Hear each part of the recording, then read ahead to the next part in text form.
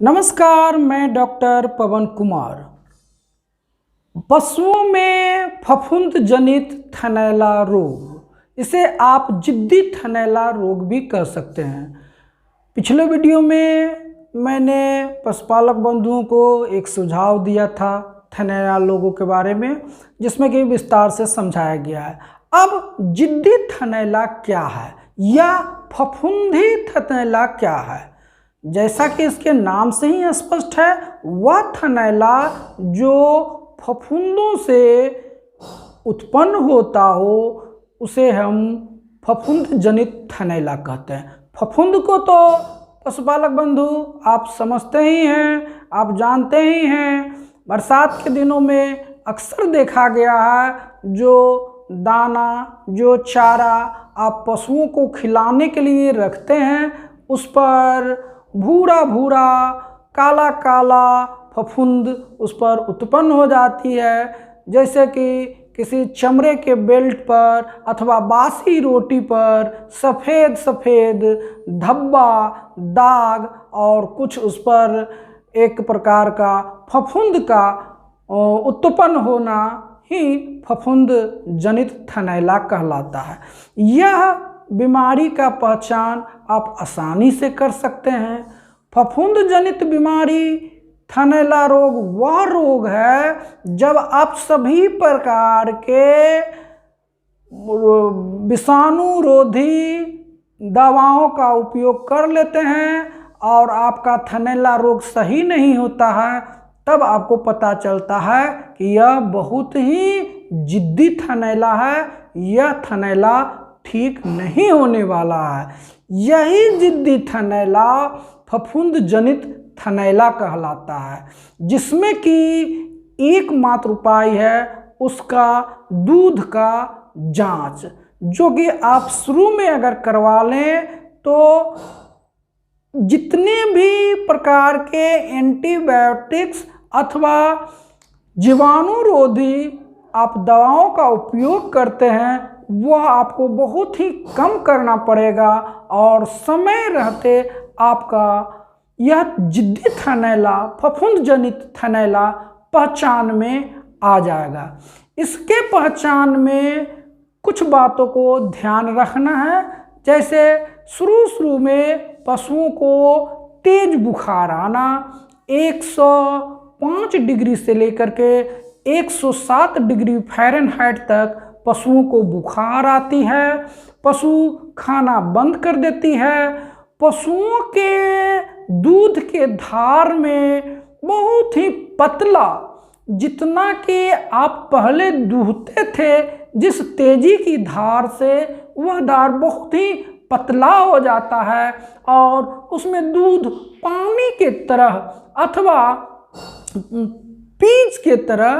पीप के तरह पंछा दूध निकलता है, जो कि पीलापन अथवा लालीपन लिए रहता है।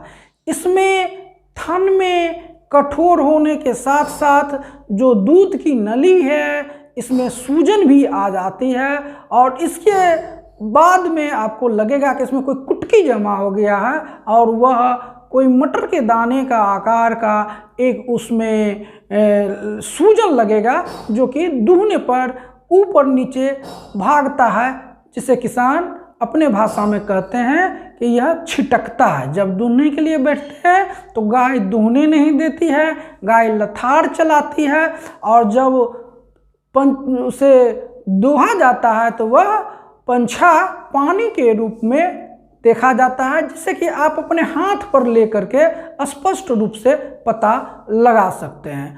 फफूंद जनित थनैला में 3 बातों को ध्यान रखना होगा। सबसे पहले पशुपालक बंधु आपको जागरूक होना पड़ेगा। दूसरी बात है कि जो सड़ा गला जो चारा है, दाना है, उसे बिल्कुल मत दे और जो पशु को थनैल हो गया है उसका जूठन दूसरे को भी न दे। और थनैल वाले हाथ से एक पशु को जब इलाज करते हैं या दूहते हैं, दूध गार करके जब उसके थन को सुखाने का कोशिश करते हैं तो उसी हाथ से दूसरे पशुओं को, स्वस्थ पशुओं को कभी न छुएं, कभी न दूहें। तीसरा जो सबसे बड़ी बात है वह स्वच्छता। पशु की सफाई, पशु बाड़े की सफाई और पशु बर्तन की सफाई करना अति आवश्यक है। अगर पशु साफ सुथरा रहेगी, पशुओं का दूध दुहने का बर्तन साफ सुथरा रहेगा और पशु को जहां हम बांधते हैं ठंडे के दिन में जो उसके लिए बिछावन का प्रयोग करते हैं, वह बिछाली जब साफ सुथरी होगी तो आप फफूंद जनित बीमारी से उसे आसानी से बचाव कर सकते हैं और अपने आर्थिक हानि को रोक सकते हैं।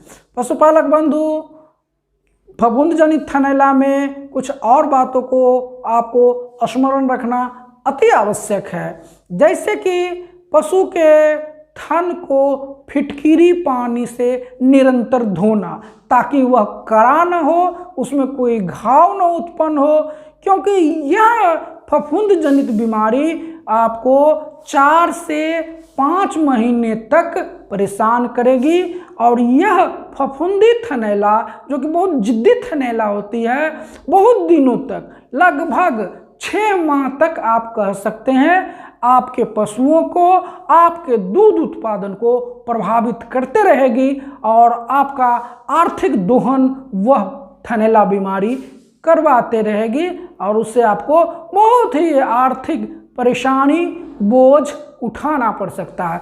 इसीलिए जब आप जागरूक होंगे, जब आप स्वच्छता अपनाएंगे और जब सड़ा गला दाना, फफूंद जनित दाना जिस पर कि फफूंदी लगा हुआ हो, जिसमें कीचड़ लगा हुआ हो, ऐसे गले हुए दाना का, आहार का, प्रोटीन पदार्थ का, प्रोटीन चारे का प्रयोग ना करेंगे तो आपके पशु बिल्कुल ही स्वस्थ रहेंगे और आप थनैला जनित इस प्रकार के बीमारी से आप अपने पशुओं को सुरक्षा प्रदान कर सकेंगे। और एक जो बचाव का सबसे अहम उपाय है वह है आयोडीन का प्रयोग। जब आप निरंतर भोजन में आयोडीन का प्रयोग करते हैं, यह आयोडीन बहुत ही सस्ता है जो कि खाने वाले नमक में प्रचुर मात्रा में पाया जाता है। तो पशुओं को शारीरिक वजन के अनुसार 5 से 15 ग्राम तक अगर प्रतिदिन के हिसाब से चारे में आयोडीन नमक का प्रयोग किया जाए तो आप अपने पशुओं को आसानी से जिद्दी थनैला से, फफूंद जनित थनैला से अपने पशुओं का बचाव कर सकते हैं और अपना दूध उत्पादन को निरंतर रख करके सुचारू रूप से आर्थिक लाभ प्राप्त कर सकते हैं। धन्यवाद।